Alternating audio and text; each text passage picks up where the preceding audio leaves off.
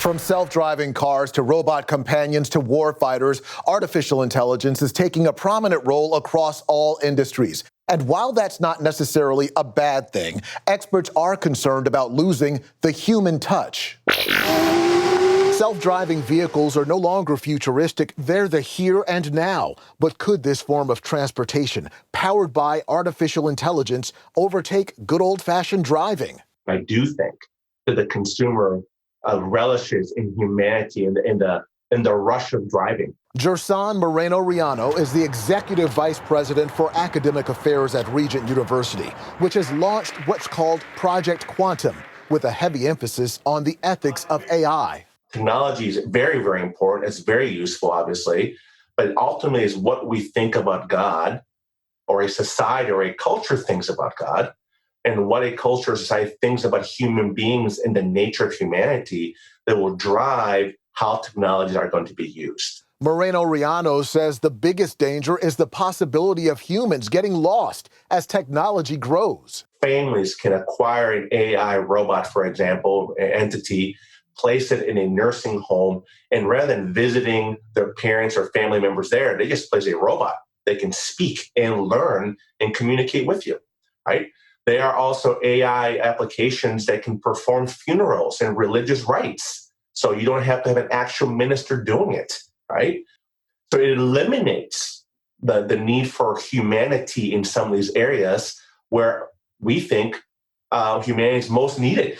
For centuries, science and industry have worked together to streamline life's daily chores and processes. Moreno-Riano worries this latest chapter could turn humans into servants of these machines or the people who create them. The dilemma is that most scientists and engineers that speak about this are not thinking about it. Sounds like you're saying we have to be very careful in this process not to create Frankenstein.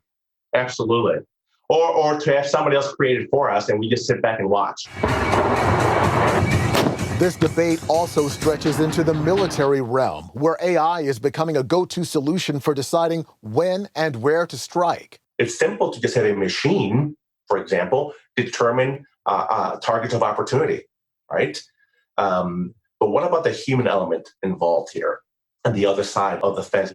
It was a key topic of conversation at this virtual military warfare conference sponsored by the National Defense Industrial Association. I think at some point, it's going to be really hard to keep man in the loop. When you have autonomous platforms, artificial intelligence, machine speed combat, you might not be able to rein that in and ensure that a human in the loop prevents that escalation. Add to that pressure on the U.S. to keep up with China and other nations moving full speed ahead with AI in combat. Senior leadership is listening, and they understand that we are stepping into an environment that is just new to us, but we have to do something to get better at it. Moreno-Riano insists, no matter what segment of life, humans who feel, reason, have compassion and fear God must remain in control.